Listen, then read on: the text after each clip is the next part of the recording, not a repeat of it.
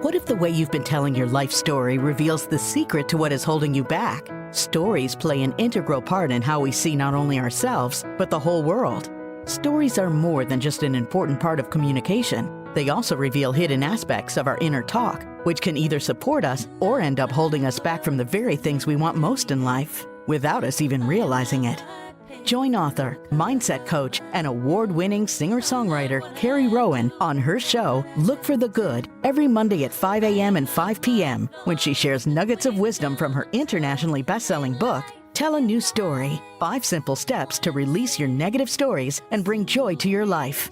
Carrie's powerful stories and compelling guests will empower you to change how you look at your own life while giving you some powerful tools and tips you can use every day to help you feel better and move yourself closer to the life you've been longing to live.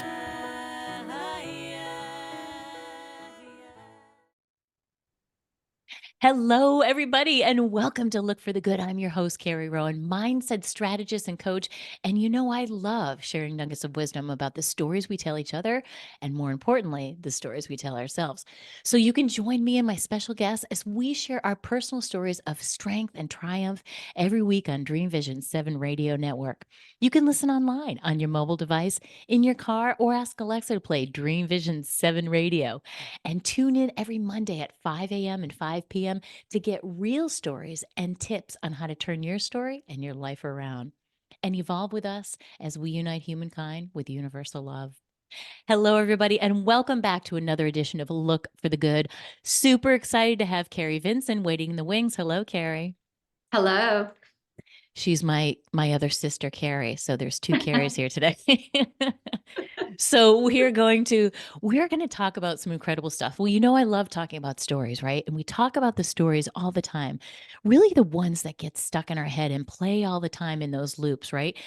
And usually these are the ones that we don't even realize they're on repeat all the time, all the time. Why don't we realize it? Because it usually happens when we're stressed, right? When we're anxious, we're worried about something, and those little recordings quietly come in and remind us of all those little negative things we think about ourselves. We're not good enough. We're not lovable, right? We worry too much, whatever it is, whatever we say to ourselves. So that's why when I have a new client, I love telling them to get a little story catcher notebook, because you need a notebook to write those down. It's hard to really know what they are until you're in that moment. And when we're stressed, we're always in that back brain, right? So it's hard for us to come forward and say, hey, wait, here's what I'm saying to myself. So that's my little tip of the day, is start to pay attention to what are those little stories you say to yourself when you're stressed, because those will tell you a lot about all of your beliefs, your disempowering beliefs, and how those got planted in there when you were really, really little. And you can ask yourself, is it really serving you anymore? So I love all that. We're going to talk about that today. We're going to talk about anxiety. Let me tell you a little bit about Carrie, though, because she's got a great background here. So Carrie Vinson's a clinically trained and practicing cognitive behavioral therapist for 25 years. She's a professional life coach and the creator of the Worry Deck collection, the Worry Less Deck collection, a product line intended to move adults, teens, and children alike towards a greater sense of calm. Wouldn't it be nice to have the tools to worry less? Yes, my friend, it would. And we're going to give you some here today. For 2 decades, she's worked with individuals and groups in many roles with the same intent: to better the lives of her clients through greater self-awareness, acceptance, and love. That is beautiful, Carrie. Thank you so much for coming on today. Thank you for having me. Absolutely. And Carrie and I know each other way back from Spirit of Change days, right? And then we see each other at the expo, the Natural Living Expo here in New England. And it's such an incredible, incredible event, such high energy, right? Absolutely. Yeah. We So become much. friends through And the exactly. So we've become we were booth mates last year. We've been booth mates a couple times. So that's always a lot of fun. And I love Carrie's work. And I, of course, own my own Worry Deck. I'm one of the original. I think this is one of your Yes. original ones. Well, they've changed had a few iterations. And so tell us a little bit about, why did you create this? What was the impetus behind it? What was your story about why you wanted to help people worry less?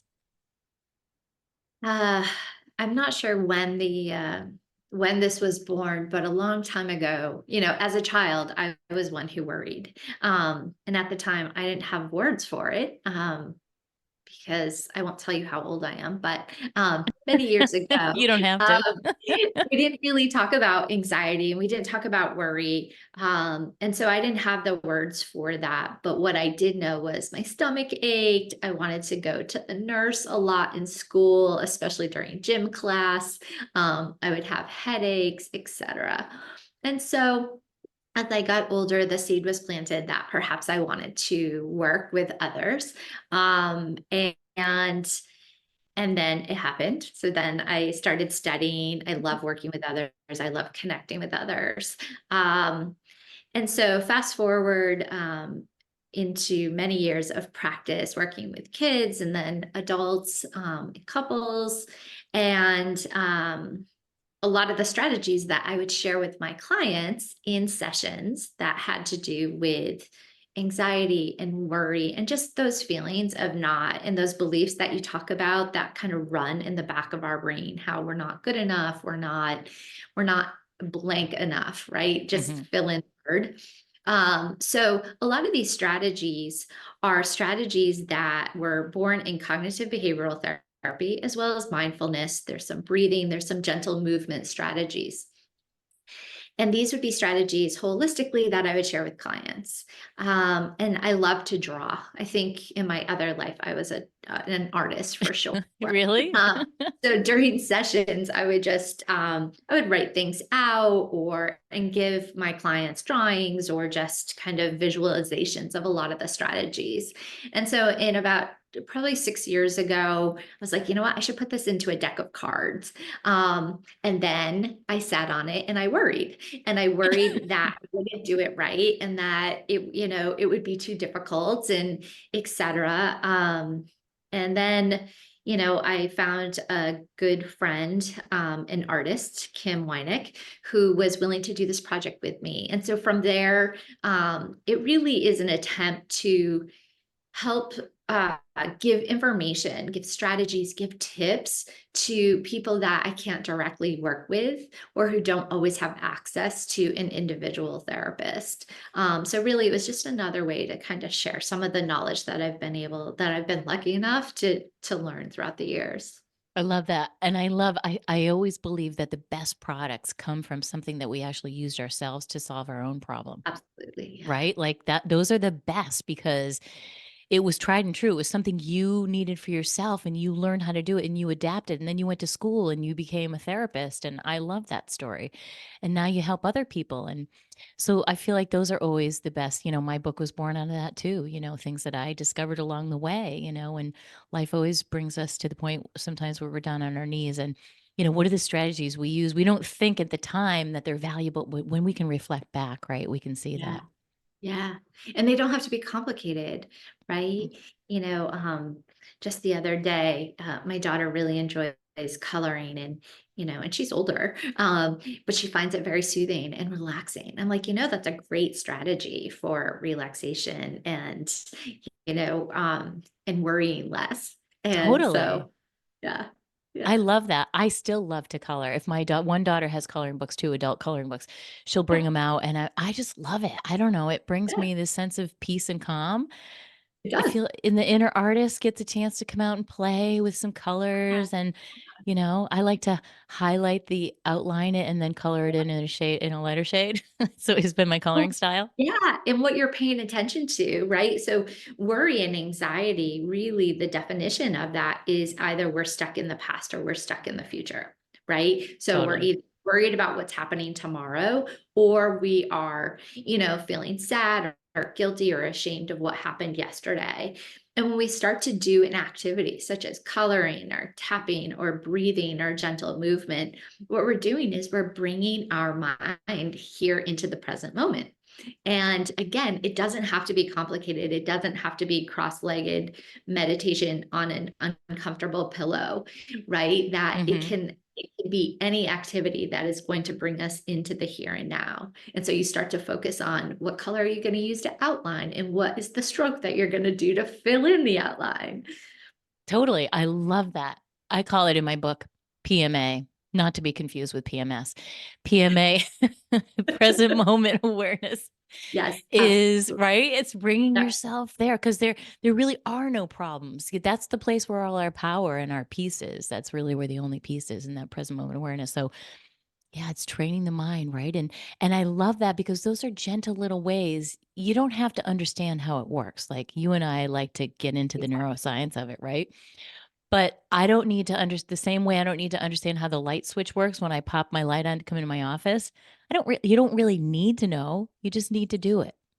Yep, absolutely. It's the practice of it. And you can take anything, coloring, going for a walk, and turn it into a mindful experience, wouldn't you say? Yes, absolutely. Yeah, and I think that we then worry about doing it wrong, and that's what's Absolutely. a lot of us, right? And so, I mean, heck, it took me a year to get on this podcast because I was so worried that I was going to do it wrong. So, That's awesome. And when you can realize there is no wrong, it's that's just right. doing it, right? Like we can, Yeah. I tell that to my girls all the time. It's like perfection is the lowest form of living. They think perfection is high. No, perfection is actually the lowest form of living, right? Because there is Yeah. no perfection. Yeah. And if there was, it would be so boring to live on this planet. Absolutely. There's a card in there, an affirmation. So in with the strategies, there's also affirmations. And one of the Hmm. affirmations is I am imperfectly perfect. Um, or I am perfectly imperfect, rather. Love Um, it. I'm not sure which is which. But we know that there is no such thing as perfection. Yeah, and when we Not a strive state. exactly, and Yeah. when we strive for it, we're just worried all the time because we feel like we have to be perfect. But that's just a sign of something else, right? That's just a sign of us having to control because we feel out of control of our emotions or our life or something else happening, right? So it's really just a symptom of what's going on inside. Absolutely. And we get caught up, right, in the comparison with others. Oh, yeah, the comparison with others. Mm. Yeah. The death of the joy, right? The comparison. Right. You mentioned before the Teddy Roosevelt quote, right? Yep. Comparison is the thief of joy. One of my favorite quotes. Yeah. I love that. I love that because it's so true. I think that is so important, as we were talking about before we came on the show, in this day and age, because everything wrong with social media is because it's comparison. You're scrolling through your comparison. That's why it causes depression. That's why there's this class action of all these moms that got together and they're now suing these companies because this is the problem, right? Like kids can't help it. They just start saying all those limiting beliefs that all of us humans have naturally. We all have those I'm not enough of fill in the blank, like you said. So Yep. it's almost like it's just Chinese water torture on all of our Mhm. insecurities as it is. How do you help people get over that comparison factor? I think the first and foremost, we have to understand that we do it, right? And we all do it, but we do it so naturally and so common and all the time that we lose track of it. Because it can come in so many different formats as well, right? It's like, Mm. oh, they have this particular car. So wouldn't it be nice if I had that particular car? And if I don't have that particular car or that watch or that bag or those clothes or that particular house, then what does that mean about me? And it never Mm, means anything good, right? totally. Um, and we live that way. And it's so common that I don't think that we have awareness most of the time. It makes us feel awful, but we don't necessarily understand that we're doing that to ourselves when we engage in that behavior. Uh, I Hmm. believe that a lot of times we choose to compare with others in order to feel safe, right? So we're looking for information. We're looking for how am I doing relative to X, Y, and Z. And so sometimes we find that we're doing better and we feel superior, or we feel like we are doing worse and we feel inferior. And generally, we have a tendency, all of us have a tendency to do one or the other, but we all can be, guilty of doing both. Um, and Hmm. it just creates a lot of angst and worry and anxiety within us. So I think the first step is just having that awareness and then understanding and being gentle with ourselves that Hmm. that is what we do because we're human and we're just trying to feel safe and okay. Yeah. So true. And it's just I love that because it brings up the fact I tell people this all the time. Our brains are just doing their job. They're just doing its job. The subconscious is just trying to keep us safe. That's its Yeah. job. And Yeah. if you think of it like a computer, it's just scanning the room. It's just scanning for Yeah. data. It's just data, data, data. It's just giving us data. The problem is we interpret that data and take it personally because when it really doesn't have a whole lot to do with us. Um, Yeah. so I talk about it as in overcoming your biology, right? You got to overcome the biology of yourself, which is your brain automatically making comparisons. And I love what you said because, isn't acknowledging awareness the whole step one always in anything? Is just saying, geez, I do that. We all Yeah. do that. Yeah. Well, And once we become aware of it, then we're at choice, right? We can choose to either engage in that behavior or make a different choice. mhm, It's not always easy, again, because we're so programmed that way. We've been doing it, we've seen others do it, we've lived that forever. So it really is also having that kindness with ourselves when we understand that we start to do it, right? We have a yeah. tendency to beat ourselves up when we're doing a behavior that we're not proud of or we don't want to do. Totally. And I find just a little shift of what you say to yourself, again, back to the stories that we say to ourselves, a little shift instead of, oh, there I go again, comparison, beating yourself up, because that voice inside can be pretty mean sometimes. Um, oh, wow, that was rather unpleasant. I think I'm just going to pick a different thought out of my category, right? Something much more neutral. Ooh, that's unpleasant. I'm comparing myself right now. That feels yucky. Let me go do something else. Let me go to the coloring book. Yeah, absolutely. I always use the term curiosity. Just be curious, right? When you start to do that, noticing when you are getting down on yourself, you're beating yourself up and being curious about that. Wow, that's really interesting. Look at, I'm doing that again. I wonder why I do that. Right. I wonder if there's a Yes. different way to do that. And just being curious and trying to have some grace with ourselves. We're so hard on ourselves in that quest to be perfect or that quest to live up to, what we see out there on social media or what other people are doing, etc. So true. That self-compassion piece, I feel like is really important, especially for this younger generation, right? These YPs, these young people, is they somehow have lost self-compassion. And without self-compassion, it's hard for us to have compassion for other people. And so, I think nurturing that is super important. Yeah, I'm not sure it's just a generational thing. I think it gets worse. I think it's gotten increasingly worse, but I know there are times when I can be very hard on myself, or I see my friends or my family, my loved ones, being very hard on themselves. And I'm not sure that it's a gender thing, an age thing. I think, again, there's been a lot of programming that in order to remain safe or to be our best selves or to be successful, we have to kind of push ourselves or move ourselves or shame ourselves into doing Mm, better. When in fact, all it does is it creates more depression, it creates more anxiety. so true. So, what could you suggest if people are listening in? What's one of your favorite affirmations from the deck? I One love of affirmations. um, well, we know affirmations are the things that we need to hear most, right? And one of the ones that I really enjoy, and I actually have on my fridge at home, is I am enough. Um, Mm, I feel like all of us live in this society where we're always striving for more.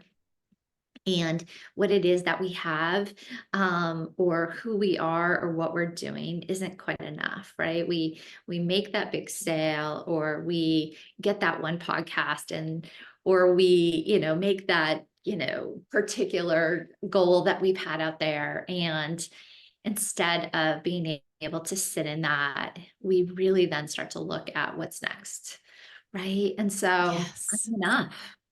I am enough, just for just a moment, just taking a breath and being in this space and letting everybody else and everything else just kind of fall away, and just kind of appreciating where we're at in this moment, even when it's a hard space. Mm, I love that. I feel like the simpler, the better. You mentioned that a couple times now. It doesn't have to be complicated. I am enough feels really good. And like your whole blood pressure just kind of goes, yeah. Yeah. Your body resonates with it because it knows that it's true. Yeah. Yeah. Yeah. Absolutely. And the best affirmations work when you know that they're true. You're not trying to cram something in there that you don't believe, right? It's like your body, your soul, you came here to this planet just as you are. You were enough. And we knew that when we were little. We had the joy, we had all those things that were inherent in us as when we were little. And then I feel like life just wrings it out of you. So I love that you're bringing us back to who we really know we are. Because deep inside, if you sit with it quiet long enough, you know that it feels true, which is why it feels good in your body. Yeah, and paying attention to our bodies. We have a tendency to live so much in our heads, right? Big And time. and within seconds, we talked about this before the show, but within seconds, moments, even if we tell ourselves we're enough, the ego kicks in and starts telling us all the reasons why we're not, right? Oh, hmm. Um, and just, you know, so when we can feel it in our bodies, when we can pay attention to kind of how we're feeling in the moment, not what we're thinking in the moment, not all of those thoughts that are running around, but when we can really just kind of sink in and pay attention to feeling it in our bodies, that's when we know we're in peace. I love that. Like if you want to do a little mini meditation or something, that's when I feel most centered and at peace. And then those thoughts feel really real because you kind of you return back to who you really are. You make a connection, whatever you want to call it, whatever that bigger energy is around us, the universe, whatever people call it. And your higher self, I like to call it. And it just feels really good. We need more of that. We need more of that. And hold on, everybody. We're going to take a quick break and we'll be right back. I know you're hanging on to Carrie's every word. Don't go anywhere. Hello, everybody, and welcome back to Look for the Good. I'm here with Carrie Vinson, author and creator of the Worry Less deck collection. So we were talking about some really cool stuff. We were talking about the awareness of everything and bringing it up to our minds to get curious about what's really happening and sitting with our body to feel it. And you mentioned something that I think we all struggle with. You mentioned the ego. The ego is that sneaky little guy, and you're sitting there feeling great, having a great day. We all have had this happen to us, and you're feeling good, but all of a sudden, this awful thought comes in your head of, remember that Mm. time you did XYZ, or you're finally feeling good and it just reminds you of something you didn't do or you have yet to do, or and it's usually one of your pet peeves, right? It's one of your little triggers. It's like you're triggering yourself in your head. How do you manage that? How do we stop that from happening? Mm. Well, that could be a whole 3-hour session, but let's keep it simple, right? Um, So, oftentimes, as part of being human, we don't get to this place without a whole bunch of beliefs, right, that have been passed on to us from family of origin, our communities, our religion, our associations, and also our own experiences, right? When experiences have happened, how have we interpreted those? How have we managed to understand those in this lifetime? And what comes from all of that are all these layers of fear, right? The things that we're afraid of. And like you said, the mind and the ego is intended to keep us safe. So it's almost as if they hold on to those fears, going, do not forget this experience and do not ever let it happen again. Hmm. And so then there's this general assumption that negative things are going to happen and they're going to happen again. And we have to live this life protecting ourselves from that experience. Hmm. And what it does is it keeps us small. It keeps us afraid. It keeps us doubting ourselves and not allowing ourselves to fully grow into, who we can be, Our potential. I love that. our Totally. potential. Yeah. Um, and there's so many things that we are then fundamentally afraid of as human beings. So I've studied for a number of years under my mentor, Susan Batson, and she talks a lot about fears, and she talks about foundational fears, and she talks about these fears that we all have as human beings, and they may include change, and that can be change within us, change outside of us. It can be the fear of abandonment and rejection and judgment. It can be the fear of not being loved, not belonging, not being accepted. We all have these fears. And oftentimes, going back to what we were talking about and comparing, is when we are seeing other people living their life and they're not being truly real, right? You see all these Instagram reels and social media posts where people are trying to put their best life out there. I have it so together. I have it, and where there's people who aren't putting stuff out there, like myself, because I'm so afraid to put something out there and it not be done well, Mhm. right? And so that's something that I need to, so We all work do. on. And so, so just recognizing that when the ego is coming in and we're feeling afraid, the first step again is that awareness, right? Just going, you know what? This is just me being afraid. That's all it is. And that doesn't make it true. Mhm. Just because we're afraid something's going to happen, just because we're afraid that we're not enough, just because we're afraid that we don't belong in a particular group or we're not going to be accepted into this new family, those are our fears. And fears don't mean that they're true. I love that.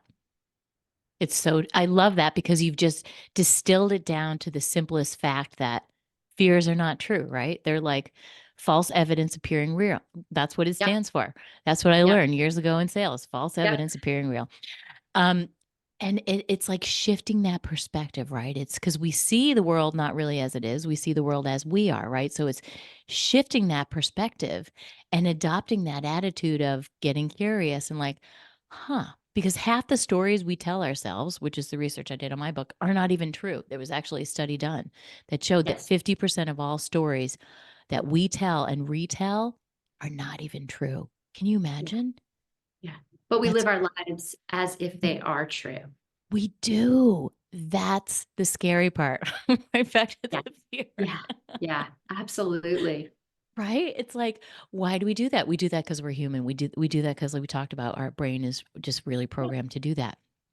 But the good news is you don't have to do that. And once you become aware of it, like we're talking about here, once people start to uncover the stories and the little catchphrases, the negative, the less than affirmation things that we say to ourselves, then you start to catch yourself. You start to not say them again. You start to not want to say once you become aware of it, right?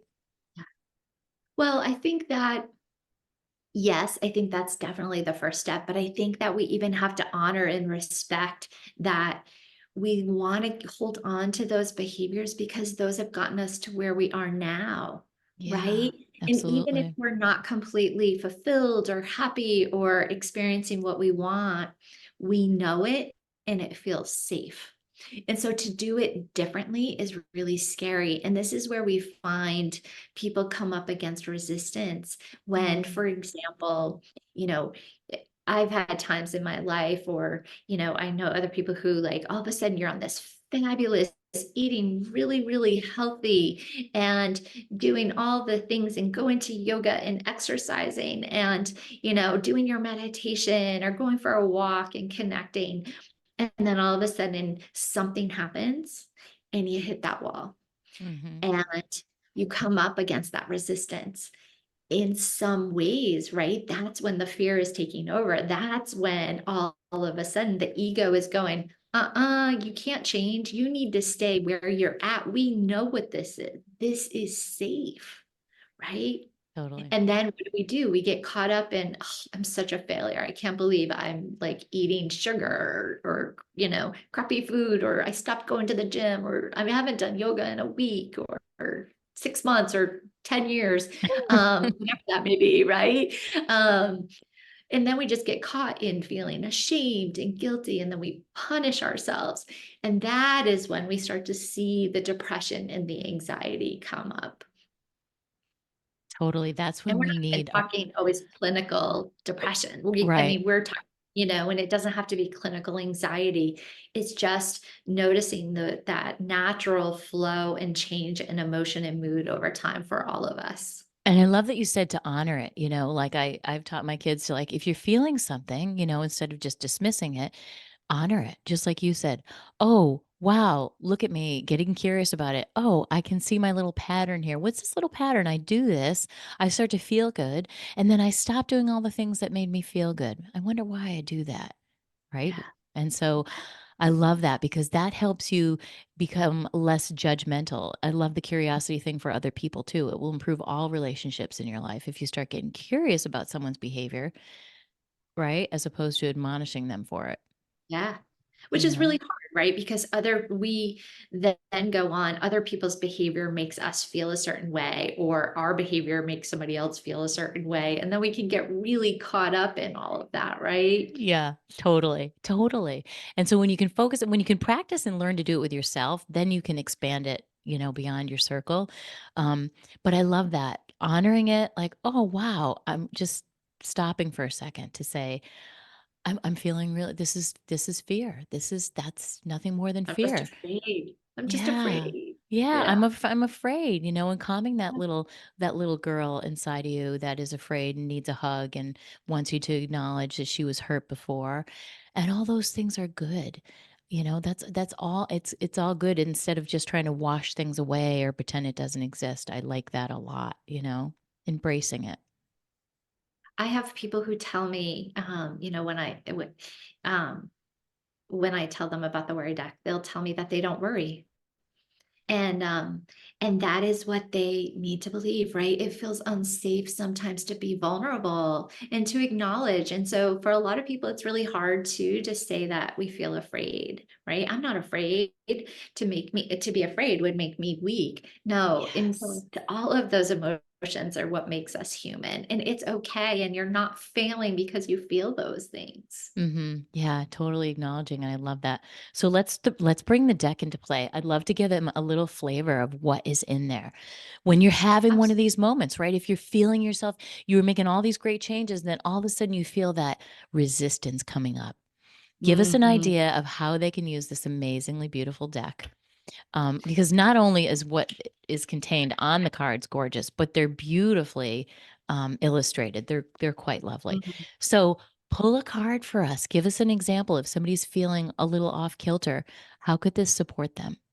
Absolutely. There's a lot of different ways that you can use the deck. You can see the deck here. See how pretty they are? I know. Okay, They radio are listeners. organized by illustration. They're gorgeous. Um, and they are organized by illustration. So if you're one who likes to just randomly pick a card, you are able to do that. So all of the affirmations are leaves. So you can see I picked I am likable, Uh-huh. right? Yes, Yeah, the the leaf. leaves. Um, and You are then there's very likable, actually. oh, well, thank you very much. It's in the name. It's got to be the namesake. That's gotta be. Uh, Um, there's also the things that we need to keep in mind. I call them reminders, and those are the sprouts. And the one that Ooh, I chose is all feelings are temporary. So I when we love it. get in that Sprouts. stuck place, it's Mhm. really easy to think that this is how we are going to feel for the rest of our lives, Oh, right? And so we're always gonna true. be in this space. We do that. We yeah, and our problems are so enormous, right? We do that. We overinflate things. Catastrophic thinking. It is a Yeah. thinking trope that is a very common one.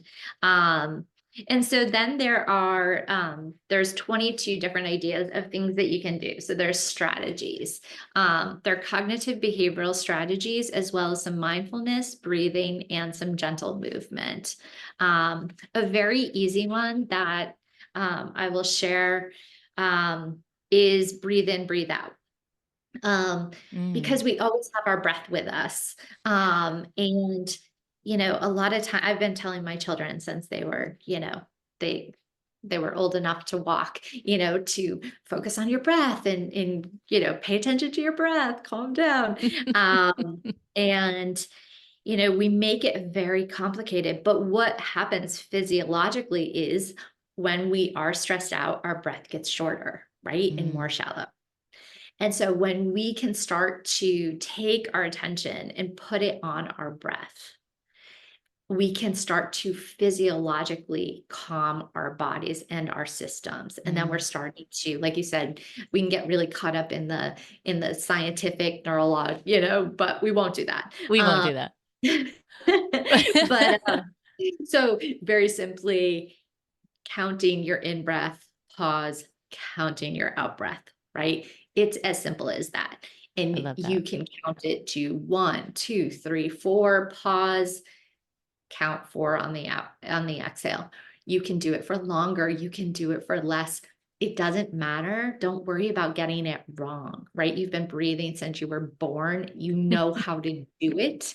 It's getting caught up in we're going to do it wrong. Really, Yes. it's just starting to pay attention to the breath. It also gives our brain an anchor, right? We can worry less about what's going on around us, outside of us, and we can bring it in. Um, and that's when we can really start to experience some greater calm. I love that. Giving your brain an anchor. That's really amazing. And I find you might find this too. When I mention the breathing, even to my kids, like, of course we're breathing, mom. Like, oh, that's too easy. Like it gets dismissed as being too easy. But the way you just described it is perfect because it is a physiological thing. You're breathing shorter because you need to get ready to run away from the tiger. So it's Yes. redirecting all your resources so you can run and getting the adrenaline going. But the second Yeah. you you're rewiring your nervous system is what you're doing. And that's what the longer breath does without going into all the detail. Yeah, absolutely. And also, with a little bit of practice, when you start to do that, your body automatically knows what you're trying to do. Oh, you're taking a deep breath. I am safe. And isn't that it? Is that we have all this perceived threat and in fear around us, right? We Hmm. always feel like we need to be afraid. And so our body is just doing what it's supposed to do to protect us. Totally. It's just doing its job. It's doing its It's job. doing its job. Hey, don't go anywhere. We're going to take a quick little break. We'll be right back. Hello, everybody. Welcome back to Look for the Good. We're back with Carrie, creator of the Worry List deck. And I know you're hanging on her every word. She's given some great strategies. I loved where we just left off before the break, and we were talking about the brain just doing its job. I always tell my clients that just instead of getting upset, oh, there I go again, telling that story or doing that thing I do. Oh, oh, thank you, brain. Wow, you're just doing your job. Thank you. I appreciate it. I appreciate you trying to keep me safe, but I'm okay. I got this. And sort of putting it in the back seat, you know what I mean? Just calming it down as if Yes. it's some other entity, or give it a name or something, call it something. Yes.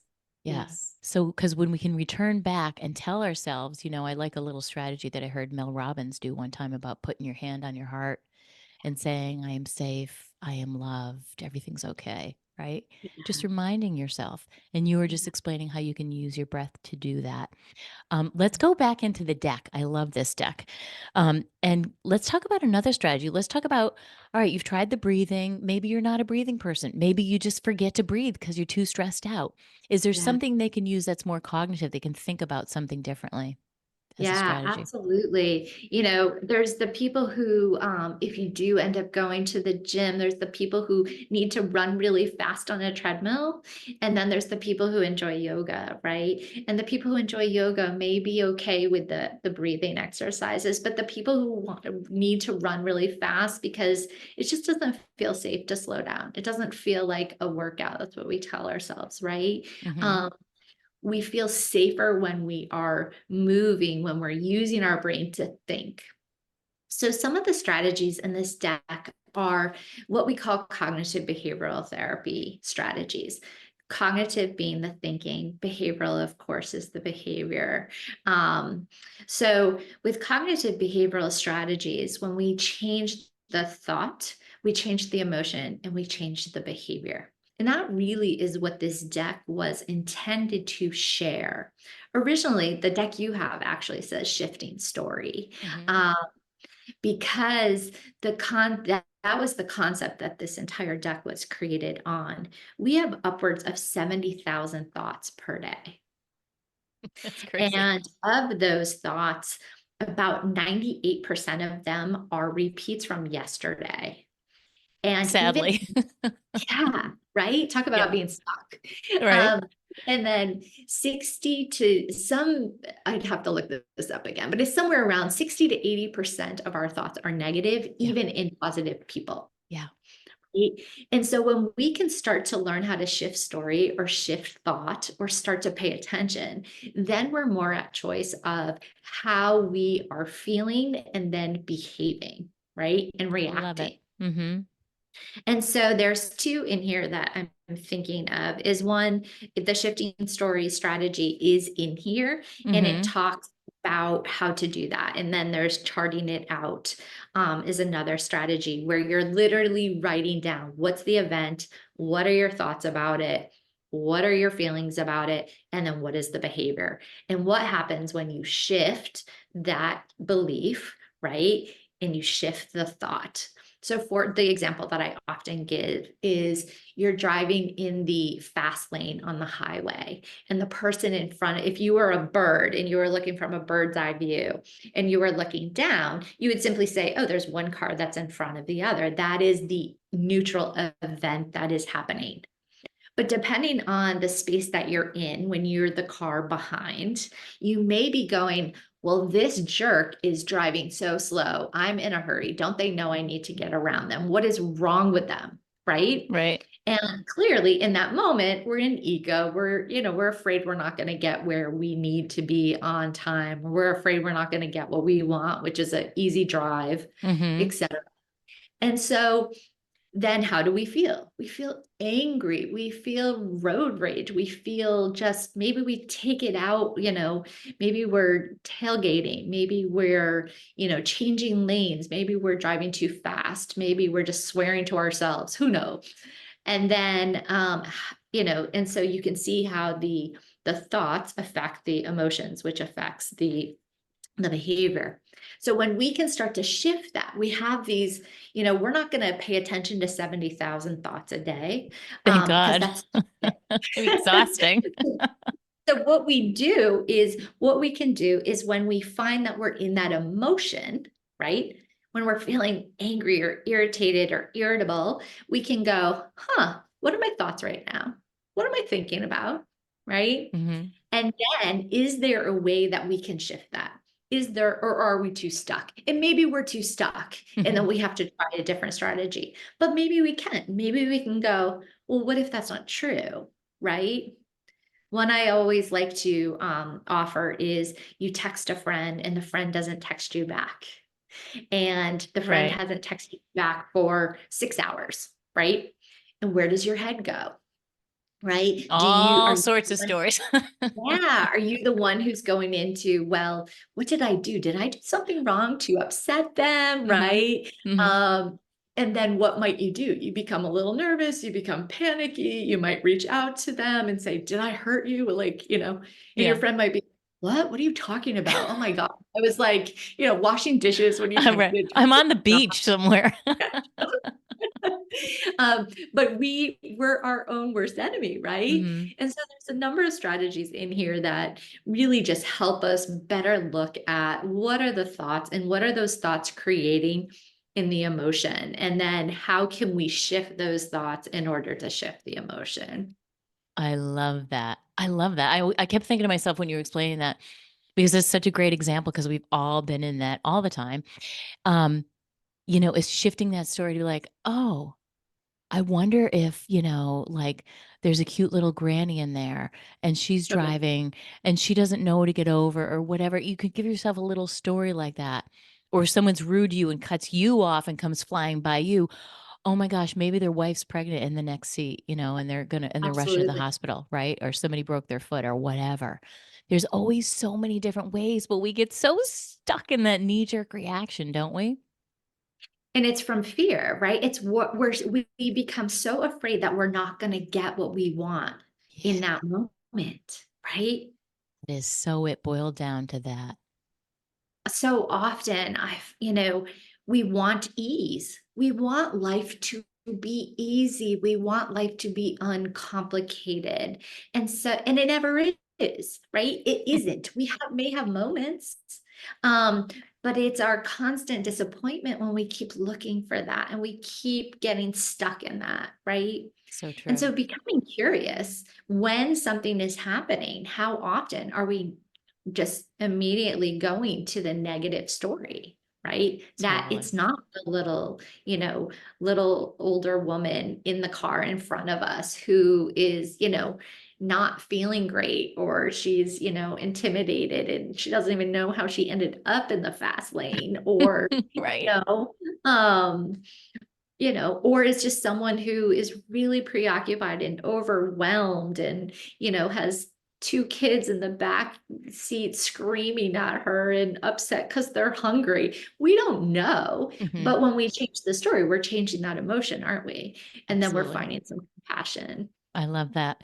And I feel like, the step that comes after that to think about if people want to be a little bit more motivated to change, think about the energy that you exert with all the energy, It just made me take a deep breath, right? It's right? exhausting. Yeah. It's exhausting. Like we said, you're going to catch all those 70,000 thoughts. No, but all the energy that you just expended you became agitated, you became angry, your heart rate went up, all the physical things on our body, we've just put a lot of undue stress on ourselves that we didn't need to physically, emotionally, and even spiritually.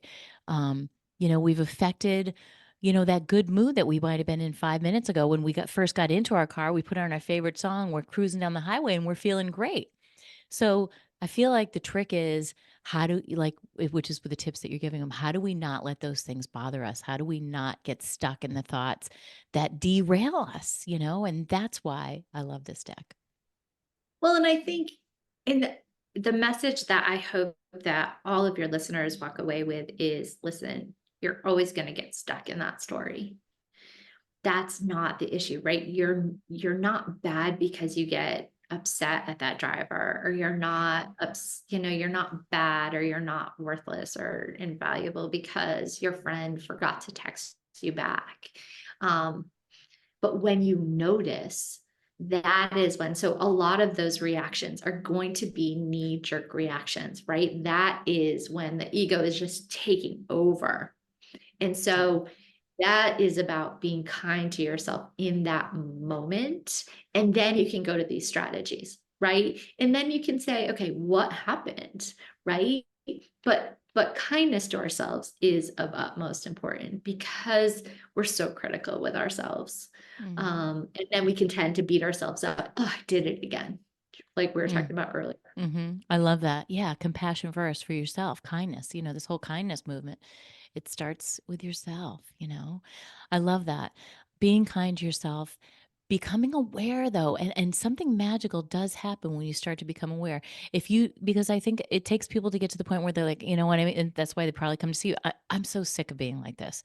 I'm sick of just getting stuck in me. Yeah, Soon, absolutely. right? It's like, soon as I step out to change, my ego pulls me back in. So I Yeah. love, that you give these real tips and strategies to like help people manage through that. And you're not being, unrealistic. Like you're never going to tell that bad story again because you and I both Oh, know that's not true. It's, right. Right. you're not just going in there and erasing, even my book, 5 steps to help you release them. I'm not saying they're going to be gone forever, but becoming aware of them is half of the battle, and being kind to yourself when you're like, oh, here comes that story again. It's okay. I don't need to tell that story. Maybe I'll let that go. Let's rewrite that story. Let me find something better that I can say instead of that, whatever it is, I'm so dumb, or whatever some story is that got planted. Let's rework that so I can actually feel a little relief from my own thoughts. Wouldn't that be great? Yeah, absolutely. Absolutely. Have a different experience. Yeah, experience yourself differently. And I think knowing that we all do it and knowing that all of our brains are wired the same, there isn't anybody, I don't care who they are and how many letters are behind their name, Yep. they still experience all of those same fears. Not good enough, all those Yeah. things. That's what Yeah. imposter syndrome is, right? So it doesn't matter. Everybody is wired that way. It's what are you going to do about it now? Right? What can I do Yeah. about it now to make my life better, to get more ease and flow, right? Yeah. And how do we feel safe to let people know that we're just people, right? Yeah. Do we have time for a very quick story? One of my favorite stories. Yes, we absolutely always Uh, have time for a story on Look for the Good. Years ago, this was when I was still seeing all my clients in person, and I had a young woman in my office, and there was a knock on my door while I was in session, and it was the secretary, the administrative assistant to the building, and she said, "You have a gentleman out here who says he has an appointment right now." And I think I said a few, curse words. And I was like, because I knew immediately I had screwed up and I had double booked and I Mhm. didn't write him down when he called. So I knew it was my mistake. So I think I did swear out loud. And so I left the room and I go and talk to him, and he was lovely. And he said, "I'll come back. It's not a problem." He was so forgiving of my mistake. And so I come back in and I sit down, and my young client, she's laughing, and she is, it was the best therapy for her. And she's like, "Thank you." And I said, "Why?" She goes, "Because I just assumed I was the only one who makes mistakes like that." And I was Oh like, my "Oh, gosh. come home with me. I can show you like mistakes all day, every day." Right? Oh Um, my God. I love but that. that's that comparison, right? We look and we assume that other people don't make these foolish mistakes or they don't screw up. And to be honest, I mean, we try to hide that, don't we? We don't like being Yes. vulnerable and letting other people know how much we screw up. Um, That's exactly why for we say fear the that right? Exactly. That's why we say those mean things to ourselves. That's why we are so hard on ourselves. We can't even give ourselves a break. And I often say to my girls, like, she's like, "Oh, I'm stupid," or "I forget that. I can't stand that about me." Or, I'm like, what would you say if your friend walked in and they tripped over that stool just like you did just now, right? You would probably laugh. Would you call them stupid? Not in a million years. You'd make light of it. You'd tell them about the time you did the same thing. Um, and just so if we can shift that again, like treat yeah, ourselves, like talk to yourself like you would talk to your best friend, right? Would you say that to your best friend? Would you call him stupid or dumb or forgetful or swear at him? You wouldn't. I hope you wouldn't. right, right. And I think that that is one of the strategies in this deck is you be your own best friend. Is 'Cause, it? yeah, it's absolutely that we would never treat our friends or our loved ones the way that we treat ourselves. Truly. Exactly. And that is the note we're going to leave on today, because that, I think, is the most powerful note right there, is start to question how you treat yourself. Start to listen in on that conversation between you and you. Yeah. Yeah. I love that. Thank you so much for coming on today, Carrie. This has been so fun. You're amazing. I love all the work that you do. And I'm so happy that you were able to come on and share your amazing stories. Thank you so much. Thank you. Thank you so much. I really appreciate it. And thank you to everyone who's listening. Absolutely. And everybody, thanks again for tuning in to Look for the Good. And tell them where they can find your card deck and more about you. Yeah, absolutely. You can find me on Instagram right now. It is at Worry Deck or hashtag Worry Deck. I'm Yep. horrible at social It's media. at Um, Worry Deck. at Worry Deck, or on Facebook, or you can see the worrydeck.com website, or my therapist website is carrievinson.com. That's Either Carrie. way. Yeah, that's Carrie. Yes, that's Carrie, like my name, guys. CarrieVinson.com. Go visit Carrie, say hi to her, find her on social media. You can find it in the show notes too. And remember, it is never too late to live your best story. Be well.